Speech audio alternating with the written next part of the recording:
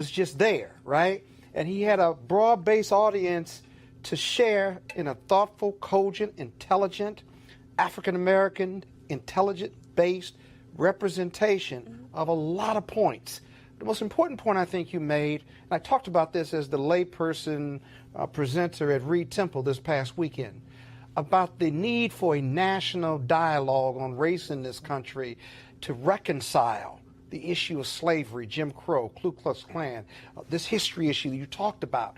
And it needs to come from the top. I challenge the AME Church to lead that effort, but I challenge our government officials, not this government that we have in place now, to lead that discussion.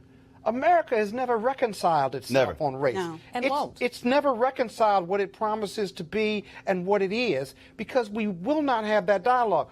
White people think they paid their dues because we got black billionaires, and black people they took so much from us that we don't know who we are, actually. I mean, when we talk in our employment places about black issues or black this, a lot of people that look like you and me, Roland, we lower our voice. Other ethnicities don't lower their voice because we've been conditioned. That's exactly. And Julian, no, hold on. But follow me here. Right. So, finish your point, then I'm gonna go to you. Right, but we have been trained that way, and so we can't just continue to ignore this and act that the race issue in this country is gone away with time. We got to be comfortable and aggressive and make everybody else comfortable, black, white, yellow, and brown, talking about these issues. Julian, last week I was in Indianapolis, and there was a State of Black Issues discussion that I moderated with Susan Taylor, Reverend Al Sharpton, and Michael Eric Dyson. And we're going to air some of that later this week and also next weekend, live stream the whole thing this weekend. And I talked about Dorothy Cotton, and she was over the Citizen Education Project with SCLC. Everybody focuses on, well, they trained them to go out. Well, no. In her book, she said, no, they brought people in. They wanted to see where they were mentally, how they view things, and they reprogrammed them to send them go out. The thing for me is, and look, I saw all the commentary. Oh, my God, she's 47 years old. She's a white woman. How does she not know? Which is all legitimate. But what I do think we have to understand is that there are white people in this country who literally are growing up, they don't see no black people. And there are black people who are living in spaces where they don't connect with white people.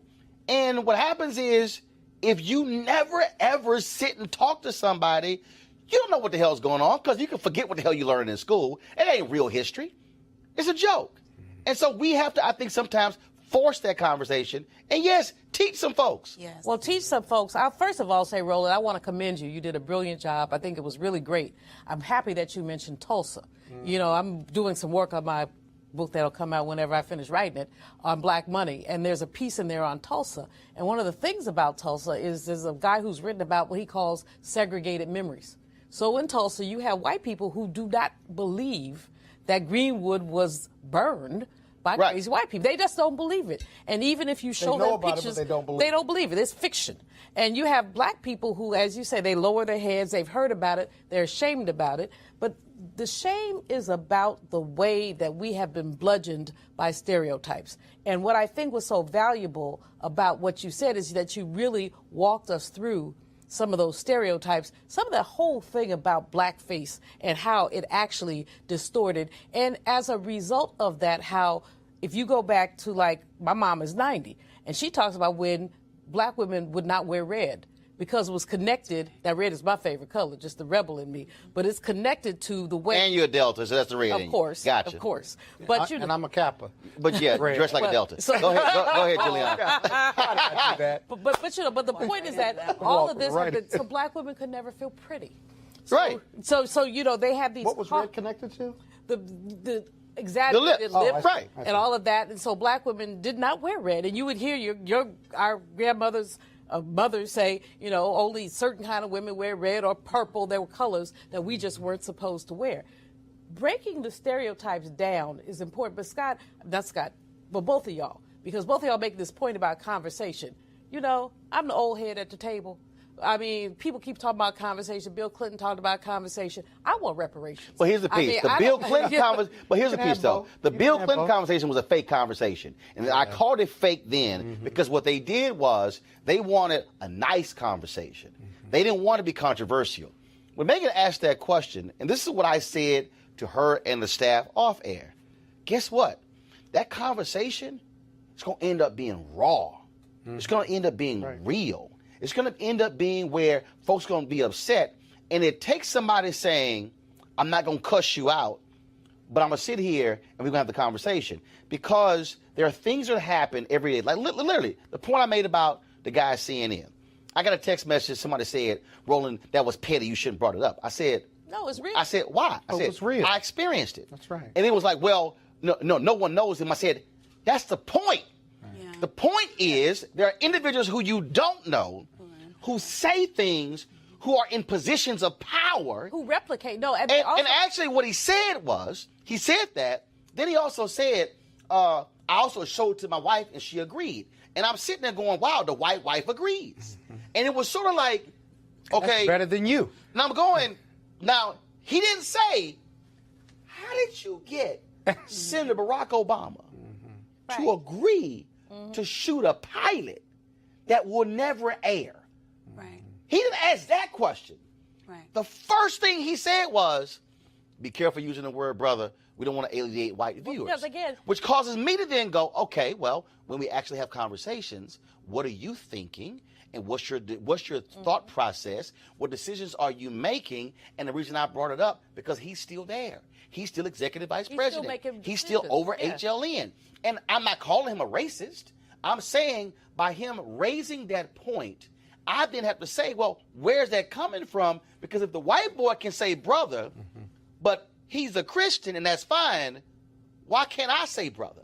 Right, but Roland, I want to say one more thing really quickly. quickly. Monique, the whitewashing of our culture, that such that even when you have blacks in media, they're not supposed to be black. So we strip away the culture, or in the case of blackface, we exaggerate the culture. Those are the only two options that we've had in America. And in fact, the blackface, as I pointed out, for when black people put it on, well, so they didn't actually have to see us for real, which happens, to your point, Scott, when it's lower your voice, change your clothes. What's your approach? So but basically what that says is, what the white values, we're going to strip you of your blackness.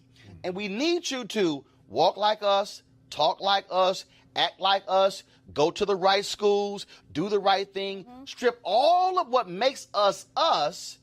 That's essentially the same as blackface. And it's done taught by our elders, unfortunately, because they knew the only way we could advance was by taking on those attributes and characteristics and stripping ourselves. Because Julian, I remember when Earl Graves, when he put in Black Enterprise magazine, you gonna cut your dreadlocks. Yes. And there was a big controversy. That was Brother Harvey at Hampton. Told the young people in business school they could not have dreads, they could not have twists. But, a couple things. First of all, I was happy that you were with Megyn Kelly, but I'm not giving Missy a pass. You were there. Oh, absolutely. Perhaps she got it. I don't think she got it. I think she's a fake Jake human being who has used the term political correctness more than once, and even in that interview. The words PC should, if she was sorry, then she should have just been sorry. And she is sorry, like one of the sorriest pieces of journalism that I've seen in a while, seriously. I mean, that using PC is justification. Just leave that alone. Number two, to the mask, and I think it's really important, your point about how we have had to basically juggle the place between assimilating, accommodating, and being our black selves. I had a producer tell me once back in the day, Roland, when I was doing a lot of TV, did my hair grow? He said, you're very pretty, but you'd be much more attractive if you had longer hair. Does your hair grow? I said, hair growth is a human function. Everybody hair grow, and I cut mine like every 4 weeks. So, I mean, but to say that is like to dehumanize. Right, but it's also, again, it's standards. And see, the reason I keep going back to the images part, because that museum I talked about, the Jim Crow Museum, it was Dr. Skip Gates who had that in his documentary, African Americans, I think Many Rivers to Cross. I think that was the name of it. And in that particular doc, so that was the first I heard of it. And what was amazing about the African Americans, many rivers to cross. It's on, if you actually, where is it? It's in Big Rapids, Michigan. Okay. So it's at Ferris State University. All of you folks who are watching, if you just Google Skip Gates and Jim Crow Museum, the clip will come up. And at this museum, they have just tons of artifacts, literally magazine ads. They have billboards. They have all of the little trinkets. And you see the protruding lips, the bugged out eyes, the pickaninny hair. You see all of that. Derriere with black so women. they lay out in this whole museum the continuum.